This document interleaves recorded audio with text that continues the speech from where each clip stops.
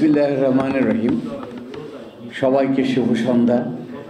মঞ্চে আমার দুই পাশে বসেছিলেন, বামে ছিলেন আমাদের যৌবনের সেই প্রিয় নায়ক উজ্জ্বল,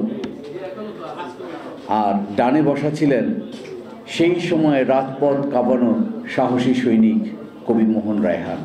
দুই কিংবদন্তির মাঝখানে বসে আমি ঘামছিলাম।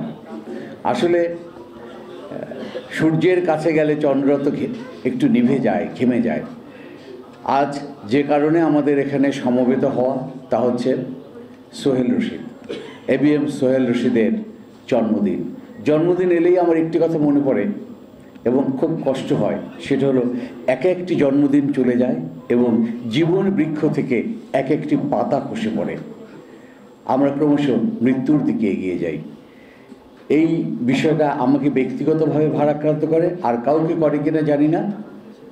সোহেল রশিদ এক একটা পাতা ঝরার মতো বছর ঝরিয়ে যাচ্ছে, কিন্তু আমার বিশ্বাস বহুদিন ধরে এই গাছের পাতা ঝরতে থাকবে, কিন্তু শেষ হবে না।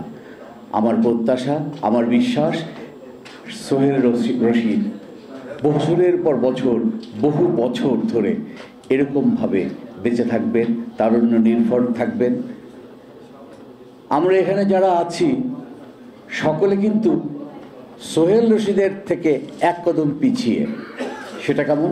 সোহেল রশিদ শহীদ বুদ্ধিজীবীর সন্তান, আমরা এখানে কেউ কিন্তু শহীদ বুদ্ধিজীবীর সন্তান হওয়ার মতো সৌভাগ্য অর্জন করিনি। সোহেল রশিদের সেই সৌভাগ্য হয়েছে। সোহেল রশিদ অভিনেতা, সোহেল রশিদ কবি, সোহেল রশিদ কথা সাহিত্যিক, অনেক কিছু, কিন্তু সব কিছু ছাড়িয়ে সে একজন শহীদ বুদ্ধিজীবীর সন্তান। আমি রশিদকে অন্তরের অন্তঃস্থল থেকে উদ্ভাসিত ভালোবাসা জানি। আমার বক্তব্য শেষ করছি। ভালো থাকবেন সবাই। ধন্যবাদ। আজকে অনুষ্ঠানের সভাপতি কবি শাহিন রেজা ভাই। এখন আমার জন্ম মাসটা আমার বাবার স্মরণ মাস, কোনোদিনই পালন হয়নি। যুদ্ধের পরে পরবর্তী জীবনে ঢাকায় জন্ম, ঢাকায় থেকেছি, কিন্তু বার্থডে অনুষ্ঠানে গেছি, নিজের বার্থডে কবে কিভাবে হয় সেটা কখনোই পালন করা হয়নি। এটি প্রথম যারা পালন করেছে তারা এই আপনাদেরই অঙ্গনের লোক মনির এবং জামান। যদি থাকেন একটু দাঁড়ান, আমি দেখি। তারাই প্রথম বিশ্ব সাহিত্য কেন্দ্রে আমাকে না জানিয়ে আমি এসে দেখি যে বিশাল আয়োজন, সবচেয়ে বড় হলে মিলনায়তনে তারা এই জন্মদিনটি পালন করেছে। কৃতজ্ঞ আমি তার কাছে। তারপর হঠাৎ থমকে যায়। এরপর এগিয়ে আসলো আমার সতীর্থ ভাই বোনেরা। এই মুসলিউদ্দিন আমার পাশে আছেন, তারপর তার সাথে যুক্ত হলেন অনেকে। আজকে হয়তো আজকের অনুষ্ঠানে তারা নেই, আরেকটা অনুষ্ঠানে ছিলেন, আরেকটা অনুষ্ঠানে নেই, আরেকটা অনুষ্ঠানে ছিলেন। আমি কিন্তু এই জন্মদিন অনুষ্ঠানের কিচ্ছুই জানি না, বা আজকে কিভাবে হচ্ছে, কোথা থেকে হচ্ছে, কিছুই জানি না। এটা একজন কবির জন্য চরম পরম পাওয়া, এর চেয়ে বেশি পাওয়ার আর কিছু হতে পারে না। আমি মিলনায়তনে এসে দেখলাম যে সিলেট থেকে একজন কবি শুধু আমাকে শুভেচ্ছা জানাতে চলে এসেছেন এবং তিনি ইতিমধ্যেই বাসে উঠে গেছেন, আবার চলে যাচ্ছেন।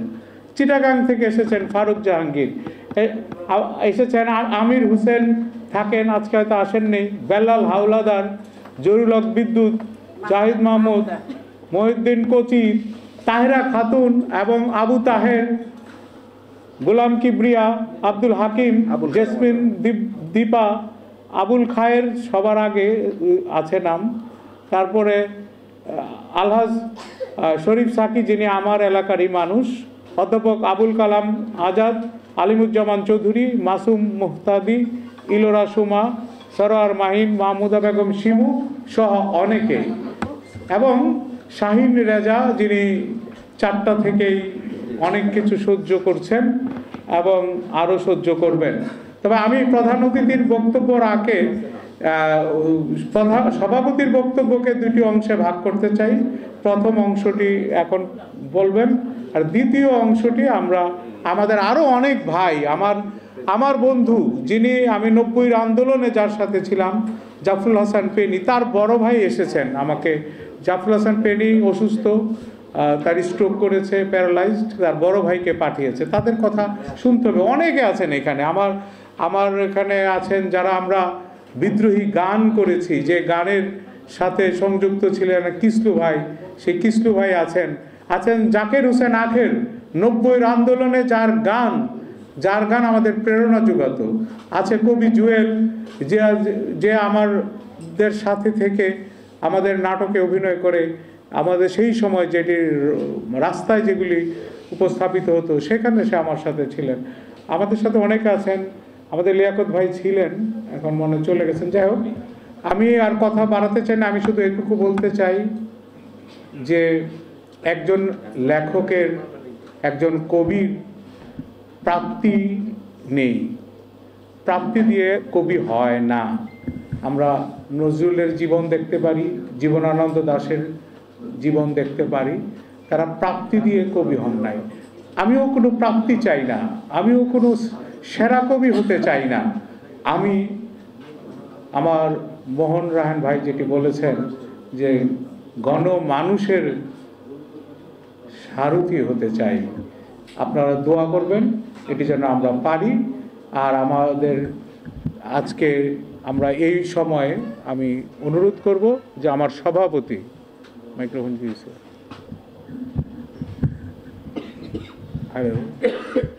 হ্যালো, আমাদের সভাপতি 1 মিনিট বলবেন, বাকিটা পরে বলবেন। ধন্যবাদ।